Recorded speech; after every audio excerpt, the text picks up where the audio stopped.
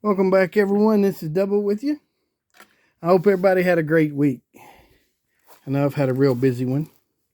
Working on my old piece of junk of a truck. Finally got it going back. And I'd like to thank everybody that entered the giveaway last Saturday night. I just got the emails out today. It's been a hectic week. I notified the winners. The winners will be receiving all these cards. One winner per card. And they're all going to be top loaded in a one touch. And I'll pay the shipping to you. And I hope you enjoyed it as much as I have. When I reach 1,000, I will be giving away 20 cards. I'm stacking them up now. The ones I'm going to give away. Hopefully most of them will be pulled here on the channels. But today, I've got something that's very near to me. 93 Flair. It ain't nothing special. But this is the first box me and my son sat down and opened together when he was 4. And it was a very high-end card box back then. I think it was right at $80 a box, which was really unheard of back in 93, $80 or $90, something like that, maybe a little bit more.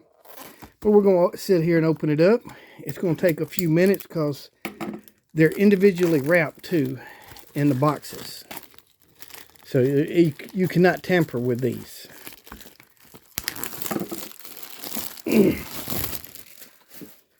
I'll show you in a minute what I mean. So here they're each in each little box sealed up.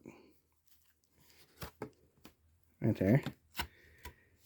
And it was really nice cards back then. There's no big name rookies in here. So, but it's a beautiful card set, I think. It's just going to take a little time to open up. Then when you open them up, they're sealed again. So there's no way you can tamper with these back then. Because it was a big thing even back then. Edgar Martinez. Some beautiful cards. Ruben Sierra. There's the back of them. Bernard Winky. Wave of the Future. Russ Davis. This to show you, don't put so much money in rookie cards. I mean, you can if you want to, but my opinion is most of them, or just about none of them, will ever work out. There's Sammy Sosa. John Smokesy. John Kurt was a pretty doggone good ball player.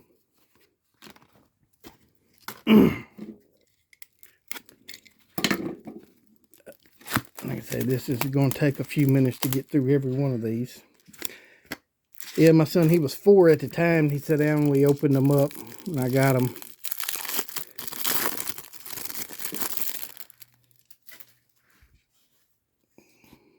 Trevor Hoffman, Hall of Famer.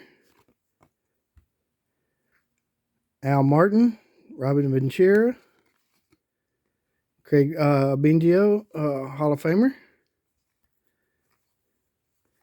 I'm going to call that Hall of Famer. If not, we're going to be here all night. Mike Piazza, Hall of Famer. Yeah, some people called out about, I didn't mention him when I mentioned the use of performance enhancing. I don't know if he did or not. He come up in his first year, he was really good. And he tailed off towards the end of his career. He didn't get stronger. So, I don't know. So, until I know for sure, it's like, well, Barry Bonds, I'm positive he did. Because the biggest he got, I mean, you just don't get that big at age 38 and hit 73 home runs. Okay. Mike Messina. Set that to the side. David Justice had a really nice career. Kevin Mitchell was a good player for quite a few years. Probably consider him one of the best at the time. That ain't working no better.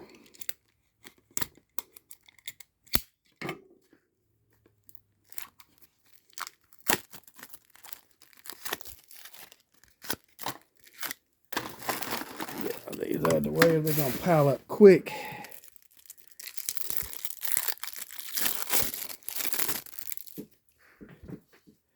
Tim Belcher. Steve Avery. Good pitcher there for a couple years and just kind of lost it. It happens. Brian Harper. Edgar Martinez again.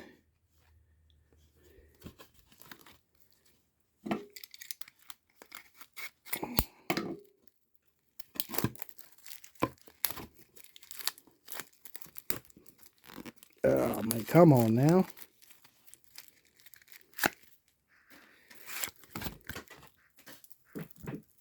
Yeah, I remember he was 4. He could open them better than I could even back then.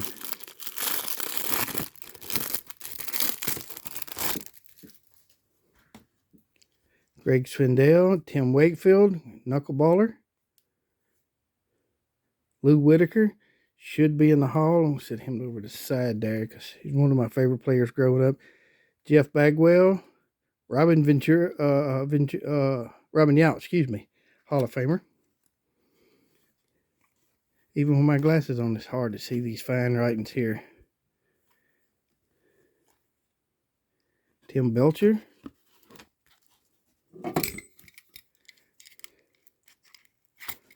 I got a full set of this somewhere I had for a long time.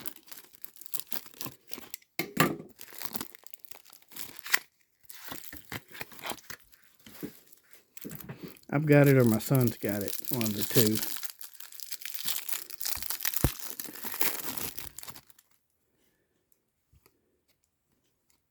Nolan Ryan, the Ryan Express. Chuck Noblo. Kenny Lofton was a great outfielder. Doug Drabeck. These cards just feel premium even for today's standards.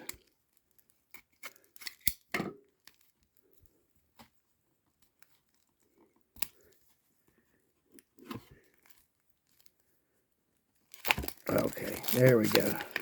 Whew. This plastic just don't want to give. Like I say, this is a 93 Premier edition of them. And they're not bad priced nowadays. I still had 1 or 2 boxes left from back then. I bought a couple more. Like I say, they wasn't very bad priced. The 94 Series 2 with Griffey and Alex Rodriguez in it is pretty nice. It's pretty expensive. Griffey's the Gold Glove card and Alex Rodriguez's rookie card.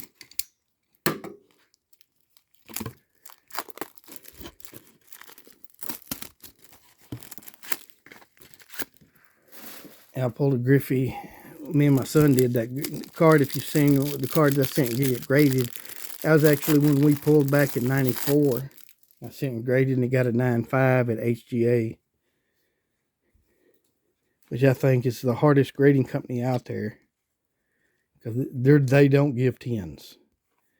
But very few cards are actually 10s. There's always something wrong. A 10 should be extra special, I think.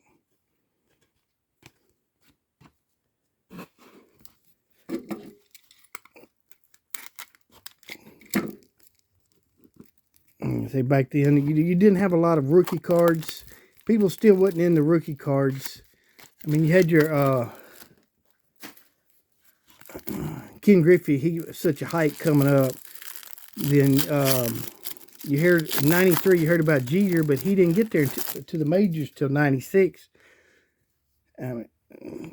So after his hype done died down a lot until he come on to the rookie year and was such a great player. Barry Larkin, Hall of Fame shortstop. Derek May. It wasn't like it is today where they can't be on a card until they actually play in the majors. Be a rookie card. I mean, they tried to get them out as soon as they could.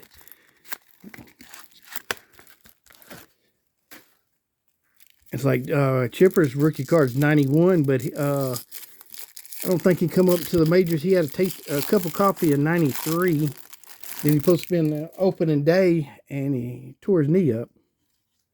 So he missed 94. Wave of the Future, Alan Watson. Roger Clemens. Jeff Blauser. Bobby Bonilla still getting paid today. Right now, he's the highest paid player in Major League Baseball right now today. Every July 1st, the Mets owe him $1 million until I think it's year 32. So, I mean, that was a pretty sweet deal.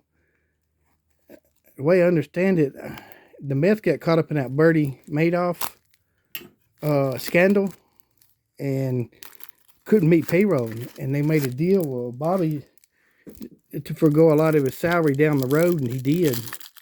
So, and the salary was nowhere worth near $40 million then, I do not believe. But when they stretched it out, I mean, it's a pretty good retirement plan. Mike Messina. Set him over to the side. Don Manley. Mr. Baseball. I know he didn't have the numbers to be in the Hall. But numbers not everything. What he meant for the Yankees, what he meant for baseball. You got to take that in consideration when you vote for somebody for the Hall. Everything matters. Not just numbers. But he did produce when he was healthy. I mean, he was a great player. 324, 352. I don't know if you can see that. Come on, focus. 317, 303. Then when he started getting hurt, he got 256, 288, 288. He was one of the best players of the 80s. And I think he deserves to be in the Hall of Fame. Rondell White, Wave of the Future.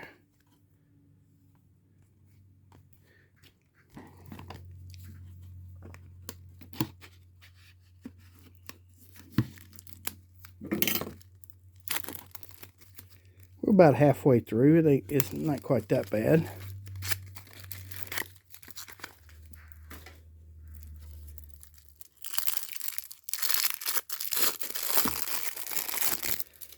Yeah, I think when the owners locked them out, the players, my take on it, Kevin Mitchell again, is they didn't want a repeat of 94, where they played into August.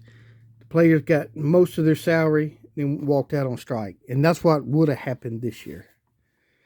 And the owners make their money in the postseason. I ain't saying this the players' fault or the owners' fault, but that's why I believe the lockout was put in place. They didn't want to repeat of 94. And Rod Manfield should be fired from his job. He should represent baseball, not just the owners. Commissioners should be neutral.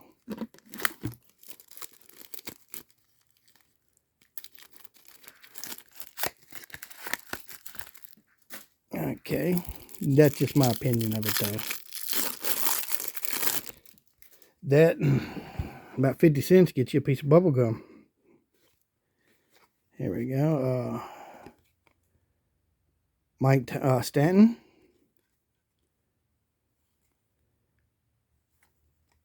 Carlos Martinez. Just calling out a few players that I recognize. Julio Franco. He would probably end up, if that's the one I'm thinking about, probably end up making the Hall. I mean, he's got the numbers. He should. John Whitland was a great closer there for a couple of years. Tony Gwynn, Mr. Padre. It's one player I've never, ever heard anybody say anything bad about or a bad news story. He just played the baseball the game way it was supposed to be played. And would I take him over anybody playing today? Yes, in a heartbeat. He's better than anybody in the game today. In his prime. He didn't hit you that many home runs, but he'll hit you 360 and score you a bunch of runs. and play good defense. There's Nolan again.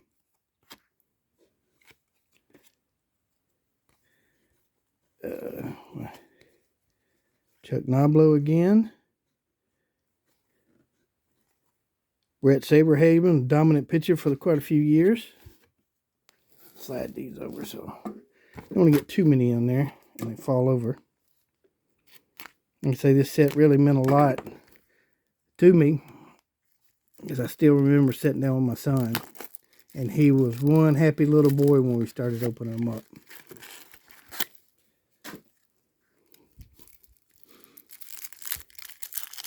I've already opened a couple up with my grandson, and he always looks for the rookie card emblem. He done learned that. And if he don't find it, even though it might be worth something or be a good player, he don't see it, he's not happy. We all went opened up some older boxes, and I said, that's a rookie. He said, no, it ain't. I said, why not? He said, it ain't got the RC on it. Edgar Martinez again. I had to explain to him, they didn't always put that on. They didn't put it on there back then.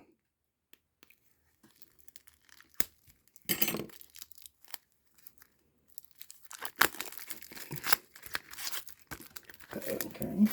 We're slowly getting there through these boxes.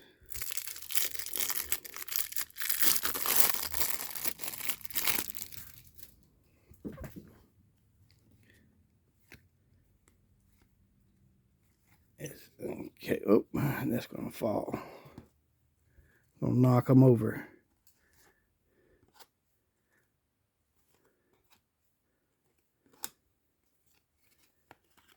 Here. Andy Bennis, Steve Cook, Bernie Williams, who's another great player. The Yankees, part of that dynasty.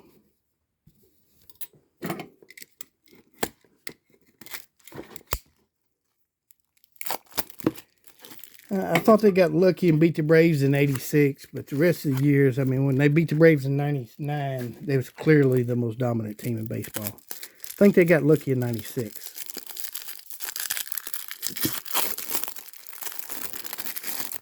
Oh, there's a checklist. One of the most important ones in a set, especially when you get older. The set checklists get important if you're trying to do a set. Jason Beebe, Wave of the Future, Frank Thomas, Big Hurt, Frank Braiola, Jeff Bagwell, Brett Saberhagen again, Willie Blair,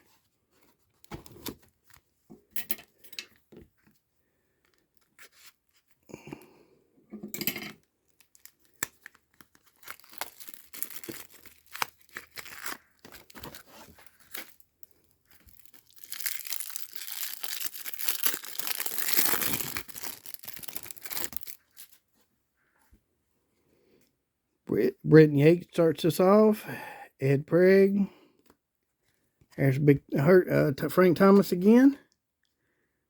Take a Hall of Famer any day. There's Don Mattingly again. Moses Alou had a really good career. Brett Butler was a very scrappy player. Good player. Eric Anthony.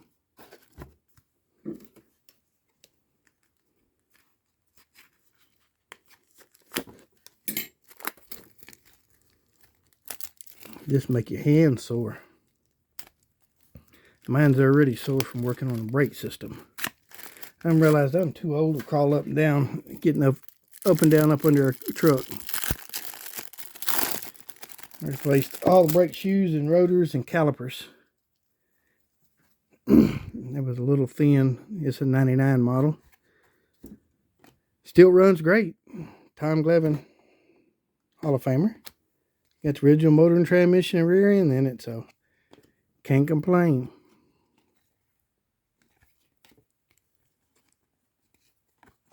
Everybody keeps saying, won't you buy a new one? I said, well, I want to overpriced vehicle and have a payment or just spend a lot of extra money for no reason.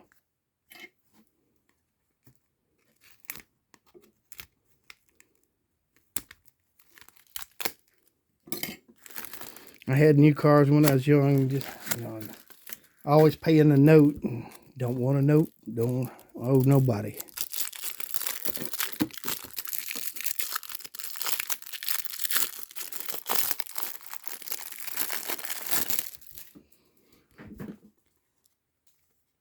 David Justice, Jim Essenberg. He had Tourette's, and he overcome it. And he was a good player. I mean, it was really bad there for a couple years.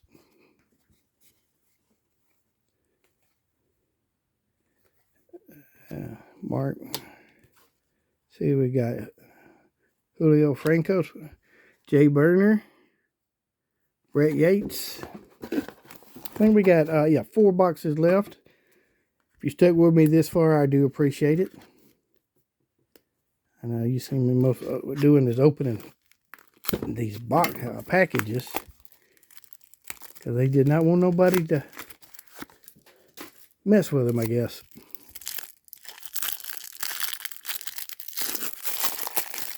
We got to mention it. This is Barry Bond. Barry Bond sliding in second, but it's Barry Larkin at shortstop.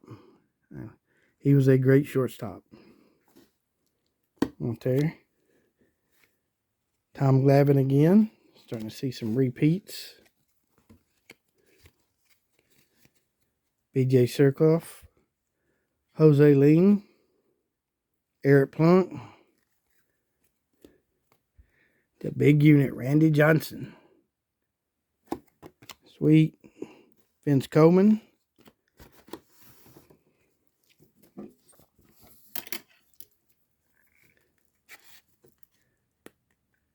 Yeah, I remember seeing Randy when he first come up. It was a venture to bat with him, against him, especially if he was a left-hander. He hit quite a few players before he learned to control. But when he learned control, he was dominant.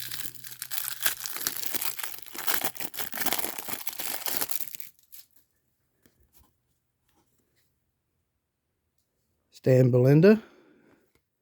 And Mark McGuire. Big Mac. Wave of the Future. Jeremy Burnside. Mike Matsuna again. Jim Levitt. Marcus Grissom. Played on the 95 World Champion Braves. Caught the final out in center field.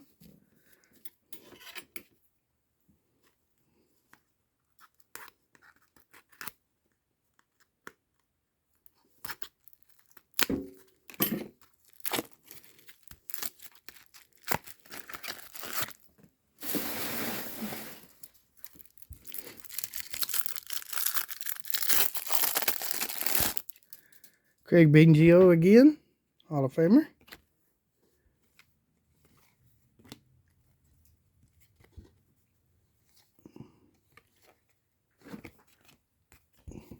Well, my bag's starting to tighten up a little bit.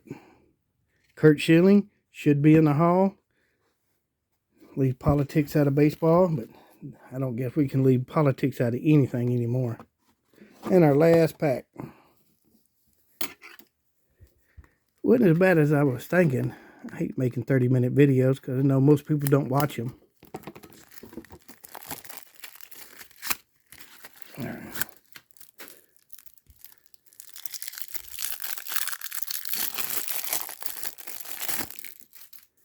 Eric Kodos. Boy, some of these names you just can't see. Pedro Martinez. I think he was second or third best pitcher in the 80s. I mean, in the 90s. Greg Maddux was the best pitcher in the 90s. Bar none. I don't care what nobody says. I mean, he could tell you what he was going to throw and you couldn't hit him. And he hardly ever walked anybody. Saw a stat the other day. Jay Bell's our last card. That he faced right at 21,000 batters. And only 303 of them faced a 3-0 count. And 177 of those was intentional walks. That tells you something to the control he had. He got you out in the strike zone, not much making you chase something. But he did work the umpires. They give him a little on the outside. He just keep going outside, further and further until they stop calling it a strike. But it's what a good pitcher does. But I hope you enjoyed this. I know I did. It brought back a lot of memories from me and my son opening this back in '93. I think it was late summer, July, August, somewhere's in there. Midsummer, whatever you want to call it. But let me know below what you thought of it. And everybody be safe out there. Be blessed. And may God bless you and your family. This is Double. I'm out.